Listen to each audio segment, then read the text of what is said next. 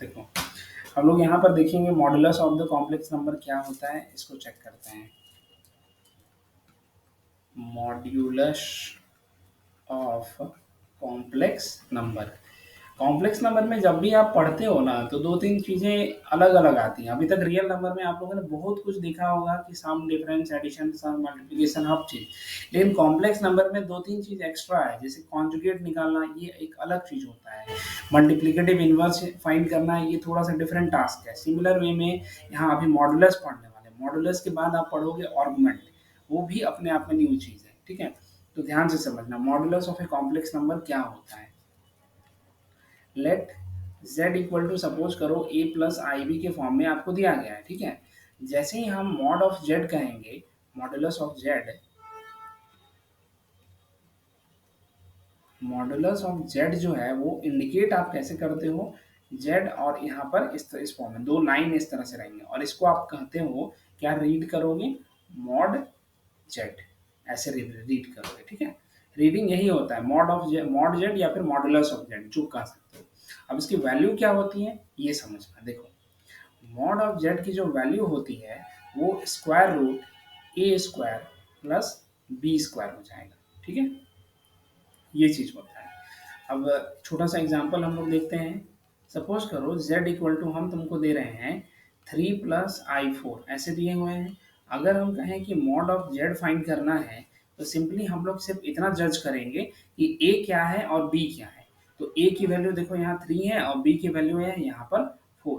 तो simply 3² plus 4² कर दोगे तो तुम्हारे पास आ जाएगा 9 + 16, this is equal to square root 25, और यहाँ से वैल्यू हमें 5 मिलेगी। ठीक है, तो modulus of z, modulus of this complex number इस क्या हो गया, 5 बन जाएगा। सबसे पहले सपोज करते हैं कि z इक्वल टू आपको दिया गया है -3 + i4, ऐसे कुछ दिया हुआ है। तो how do you find modulus, तो यहाँ भी वही काम करेंगे। सबसे पहले आपको ये जज करना है कि a क्या है और b क्या है। तो यहाँ पर आपके पास a की वैल्यू क्या आ रही है, आप हमेशा z equal to a plus I b लेते थे। तो यहाँ से अगर कंपेयर करें तो हमें मिल रहा है a की वैल्यू -3 और b की वैल्यू मिल रही है 4। तो क्लियर हो गया a और b। अब जब यहाँ से मॉड ऑफ z लिखेंगे तो सीधे सीधे square root a² plus b² करना है। इट मीन्स आप -3 whole square and plus this 4 का होल स्क्वायर हो जाएगा। अगेन ये चीज फिर से वही, 9 + 16, this is equal to square root 25 आएगा एंड 5, फिर से वैल्यू आपको 5 मिलेगी। ठीक है, तो मॉड ऑफ z क्या आ रहा है आपका, 5 आ जाएगा।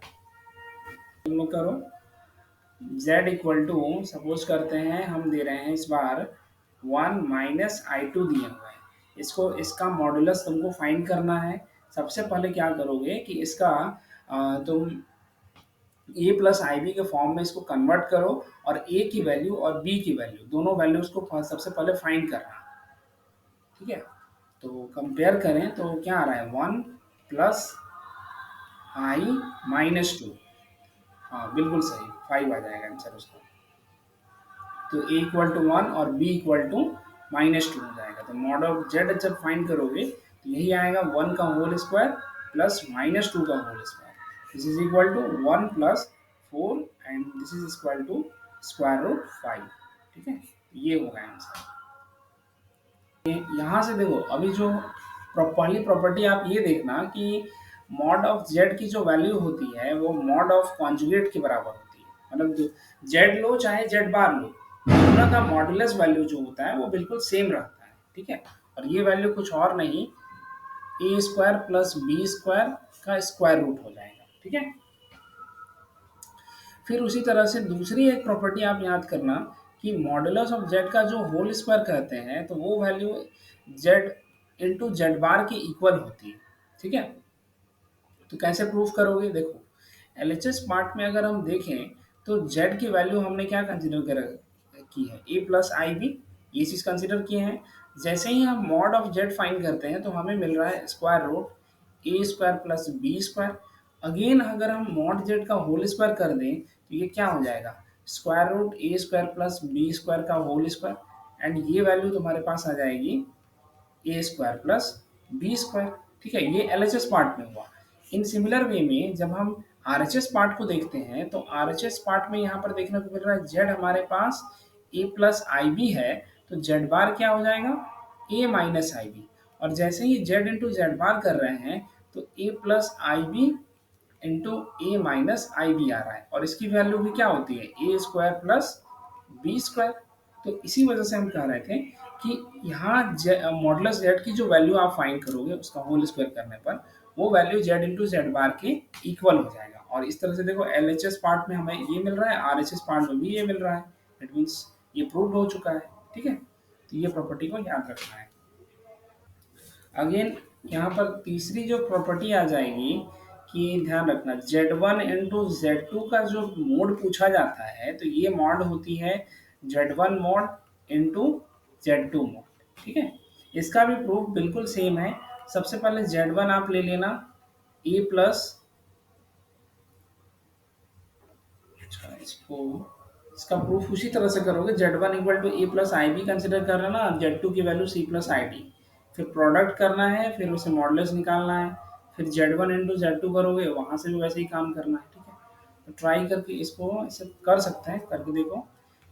Z1 की वैल्यू अगर हम लेके चलें एल एच एस पार्ट में, सबसे पहले क्या होगा ए प्लस आई बी आप कंसिडर कर रहे हो, और Z2 की जो वैल्यू है वो C प्लस आई डी आप कंसिडर कर रहे हो। ठीक है, तो जैसे ही हम Z1 इंटू Z2 करेंगे तो A plus I B into आ जाएगा C प्लस आई डी। ठीक है, अब सबसे पहला काम आपको क्या है, इन दोनों का क्या करोगे, होल स्क्वायर, ये इन दोनों का प्रोडक्ट करोगे, तो प्रोडक्ट करने पर वैल्यू हमें मिल रही होगी A C minus B D plus I A D plus B C.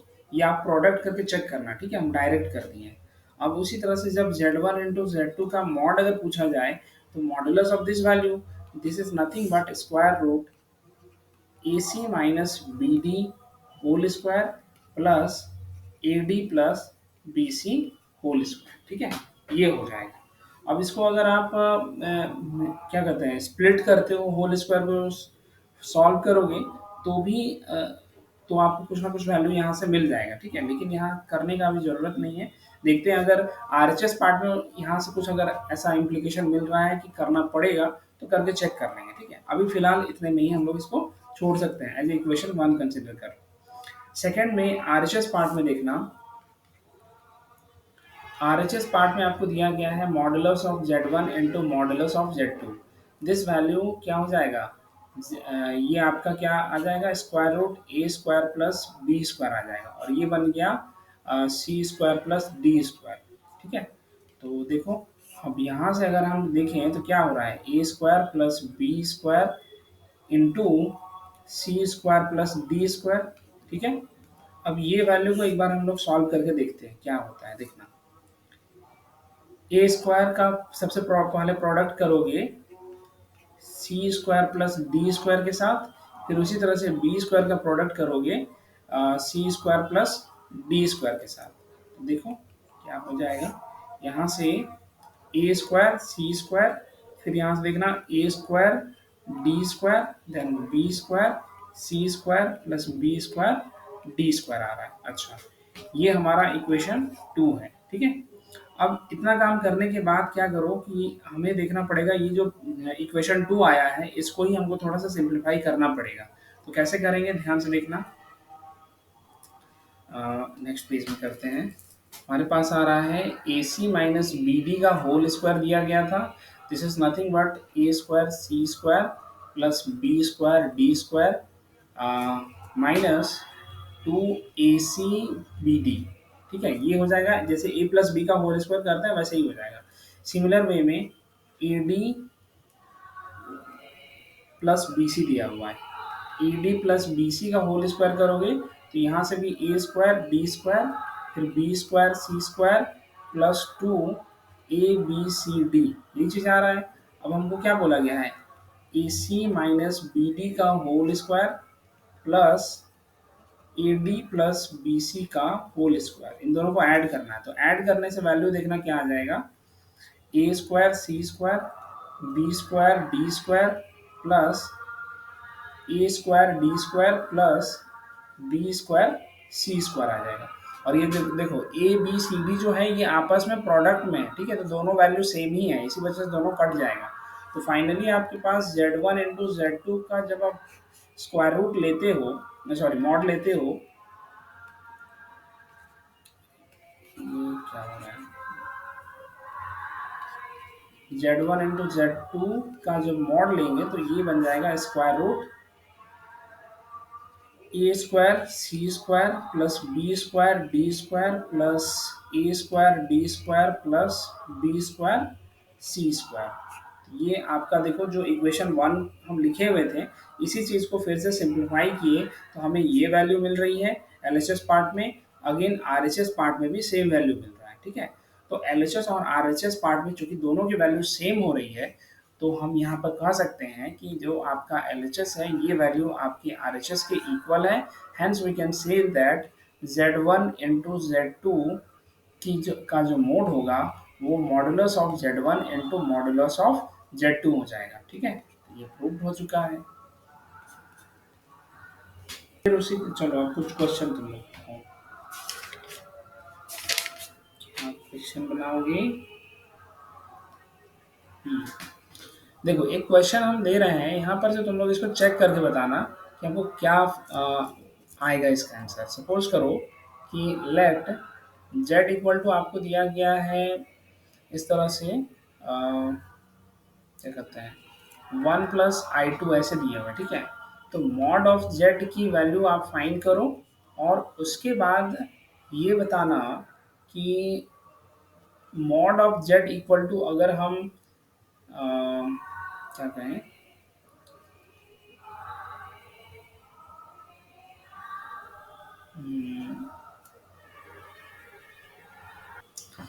Suppose करो कि मॉड ऑफ z जो है, mod of z equal to अगर हम दे रहे हैं x-1 दिया हुआ है, ठीक है। तो देन आपको यहाँ से फाइंड करना है कि x की वैल्यू क्या होगी, ठीक है। तो देखो सो क्या क्या काम आपको करना पड़ेगा। सबसे पहले z दिए हैं उसके हेल्प से मॉड z फाइंड करो, और मॉड z की वैल्यू फाइंड करने के बाद इस इक्वेशन में वैल्यू पुट करना है और यहाँ से x की वैल्यू को फाइंड करनी है। ट्राई करो। देखो इसको इसको कैसे सॉल्व किए हो। सॉल्यूशन जब फाइंड किए तो सबसे पहले हमने कहा कि मॉड जेड फाइंड करना है, तो मॉड जेड आपके पास क्या आ रहा था, 1 + 4 square root this is equal to square root 5 आ गया, ठीक है। अब जो इक्वेशन गिवन था modulus of z equal to x-1 दिया हुआ था, तो यहाँ से x की वैल्यू बस फाइंड करनी है, तो मॉड जेड की जगह पर स्क्वायर रूट 5 पुट कर दिए और x-1 हो गया, तो यहाँ से x की वैल्यू स्क्वायर रूट 5 + 1 हो जाएगी, ठीक है। सिमिलर वे में एक अनदर क्वेश्चन सॉल्व करके देखो। क्वेश्चन देते हैं। सपोज करो कि z इक्वल टू आपको दिया गया है 3 + i4 ऐसे दिया गया है, ठीक है।